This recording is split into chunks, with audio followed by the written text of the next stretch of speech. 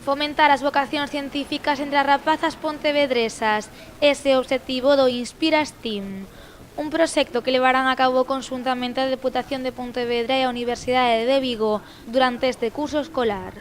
O programa consiste en que mulleres que están traballando xa no eido das carreiras tecnolóxicas tutoricen a diferentes mozas da provincia para motivarlles a escoller este tipo de titulacións. Durante 6 sesiones, de 1 hora cada sesión y en horario lectivo, estas mentoras se desplazan a los centros y trabajan distintos aspectos, ¿no? Pues desde referentes históricos, pero también actuales, que son las profesiones STEM, romper estereotipos. Entonces, con actividades, con una serie de actividades, unos cuadernos y una serie de recursos que tienen a su disposición, pues trabajan todos estos conceptos, ¿no? As carreiras científicas e tecnolóxicas son sen dúbida o futuro da nosa sociedade. Aínda así, en titulacións como arquitectura, informática ou física, a presenza de mulleres non supera o 25% das matriculacións.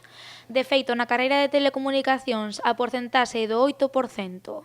Es muy importante que esas mujeres que son tecnólogas, que son matemáticas, que son científicas, que son investigadoras, sean las mentoras, las que vayan a los centros educativos para que las niñas tengan referentes, porque hay un gravísimo problema. Yo no quiero ser lo que no veo que puedo ser.